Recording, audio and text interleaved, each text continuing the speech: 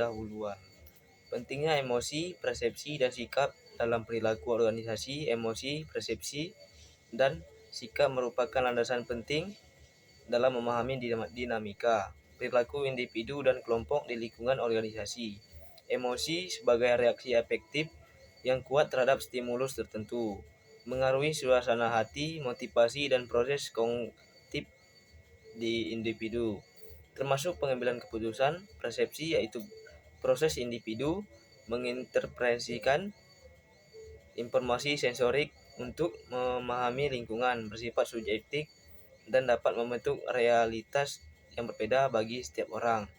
Sementara itu, sikap mencerminkan evaluasi atau perasaan seseorang terhadap objek, orang, atau situasi yang pada gilirannya memengaruhi perilaku dan respon mereka dalam organisasi. Interaksi kompleks atau emosi, persepsi, dan sikap inilah yang membentuk perilaku organisasi dan mempengaruhi efektivitas tim serta pengambilan keputusan. 2. Menganalisis emosi dan suasana hati Dita. Berdasarkan studi kasus, Dita kemungkinan mengalami beberapa emosi negatif. Kehilangan semangat kerja mengindikasikan adanya emosi seperti kekecewaan, frustasi, atau bahkan apatis. Sikap pasif dan menarik diri bisa jadi merupakan manifestasi dari perasaan tidak dihargai, terisolasi, atau tidak berdaya. Ledakan mudah marah menunjukkan adanya akumulasi emosi negatif seperti iritasi atau kemarahan yang mungkin dipicu oleh situasi kerja yang dirasakannya tidak mendukung. Sumber emosi negatif ini dapat dikaitkan dengan afeksi negatif mungkin mendominasi suasana hatinya.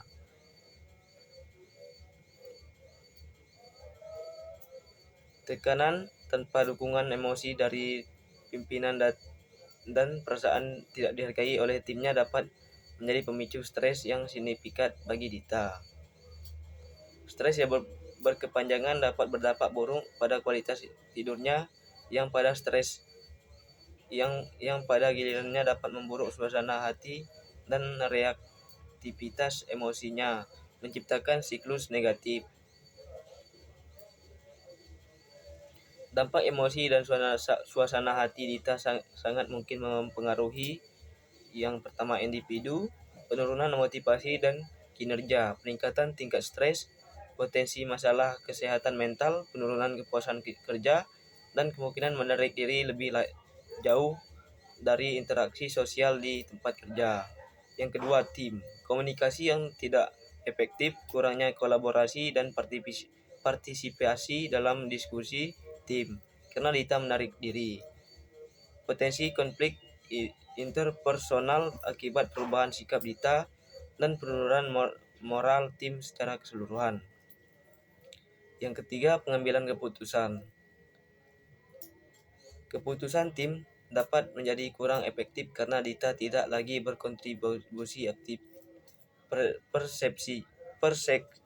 Perspektifnya mungkin terlewatkan dan suasana negatif dapat menghambat diskusi yang konstruktif dan rasional. Yang ketiga, analisis persepsi dan pengambilan keputusan. Persepsi Dita dan rekan-rekannya terhadap analisis persepsi dan pengambilan keputusan. Persepsi Dita dan rekan-rekannya terhadap situasi yang terjadi kemungkinan besar berbeda dan mempengaruhi interpretasi mereka terhadap masalah serta pengambilan keputusan. Persepsi Dita mempersepsikan dirinya tidak dihargai oleh tim dan merasa pemimpin memberikan tekanan tanpa dukungan. Persepsi ini kemungkinan membentuk keyakinan negatif tentang lingkungan kerjanya dan kontribusinya yang kemudian mempengaruhi emosi dan sikapnya. Persepsi rekan kerja. Rekan kerja mempersepsikan Dita sebagai karyawan yang tidak berubah menjadi pasif, menarik diri, dan mudah marah.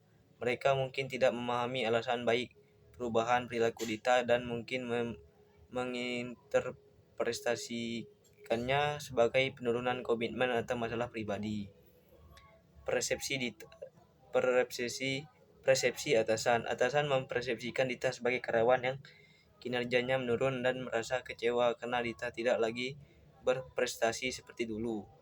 Persepsi ini mungkin didasarkan oleh observasi perilaku Dita tanpa memahami akar permasalahannya dari sudut pandang Dita. Kaitannya dengan konsep bounded rasionalitas terbatas. Dalam situasi yang kompleks dan diwarnai oleh emosi negatif serta perbedaan persepsi, pengambilan keputusan dalam tim kemungkinan besar dipengaruhi oleh rasionalitas terbatas.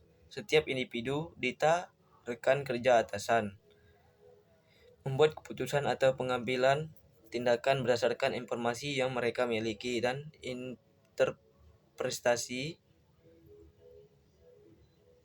secara subjektif. Mereka tidak mungkin memiliki semua informasi yang relevan atau memprosesnya secara sepenuhnya rasional.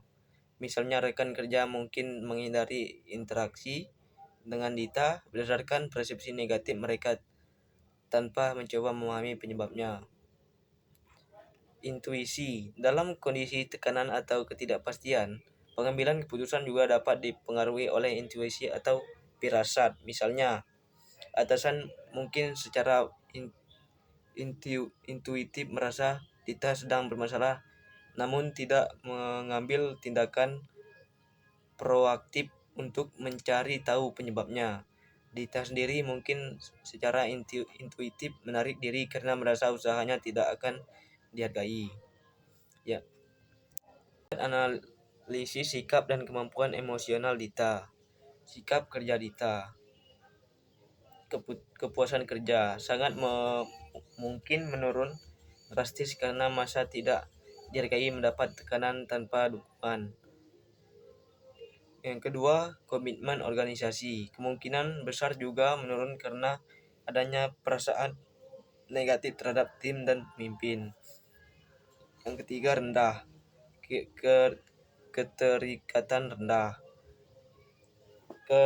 Yang ketiga, keterikatan kerja rendah terlihat dari sikap pasif dan menarik diri yang menunjukkan kurangnya keterlibatan dan antusiasme terhadap pekerjaan. Yang keempat, kemampuan emosional.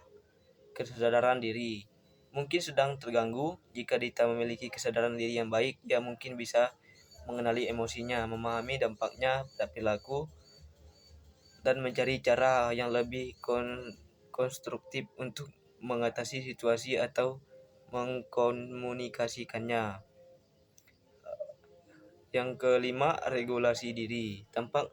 Tampaknya kurang efektif terlihat dari ledakan amarahnya. Kemampuan regulasi diri baik akan membantunya mengelola emosi negatif secara lebih adaptif dan menghindari perilaku yang merugikan hubungan interpersonal dan kinerja tim. Yang kelima, solusi dan rekomendasi untuk meningkatkan suasana hati, persepsi positif dan komitmen Dita. Sebagai manajer, berikut adalah 3 saran konkret yang dapat diterapkan. Yang pertama, melakukan sesi dialog empati dan terbuka dengan Dita. Manajer perlu mengambil inisiatif untuk berbicara secara pribadi dengan Dita dalam suasana yang mendukung dan tanpa menghakimi. Tujuannya adalah untuk memahami persepsi Dita, mendengarkan keluh kesah tentang perasaan tidak dihargai dan tekanan tanpa dukungan dengan menunjukkan empati dan validasi perasaannya. Manajer dapat membangun kepercayaan dan membuka jalur komunikasi yang baik. Ini memungkinkan manajer untuk mendapatkan pemahaman yang lebih mendalam tentang akar permasalahan yang Dita alami. Yang kedua, memfasilitasi sesi tim building building dan diskusi tim yang terstruktur. Mengadakan sesi tim building yang fokus pada peningkatan komunikasi, pemahaman antara anggota tim, dan membangun kembali rasa kebersamaan dalam membantu memperbaiki persepsi negatif dan membangun suasana yang lebih positif. Selain itu, memfasilitasi diskusi tim yang terstruktur dengan aturan yang jelas untuk saling menghargai dan mendengarkannya dengan memberikan ruang bagi Dita dan anggota tim lainnya untuk menyampaikan persepsi mereka secara konstruktif. Ini dapat membantu menyernihkan kesalahpahaman dan membangun pemahaman yang lebih baik tentang kontribusi masing-masing anggota tim. Yang ketiga, memberikan dukungan dan peluang pengembangan kemampuan emosional. Perusahaan dapat menawarkan dukungan kepada Dita berupa konseling atau pelatihan manajer stres dan regulasi emosi. Selain itu, program pembangunan kemampuan emosional untuk seluruh tim, termasuk self awareness, empati, keterampilan komunikasi, dan menciptakan lingkungan kerja yang lebih sportif dan menjadikannya kemampuan tim mengelola emosi dan konflik secara efektif, memberikan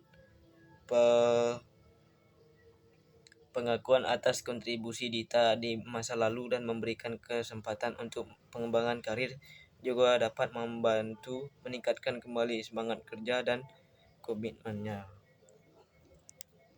Audio Jungle.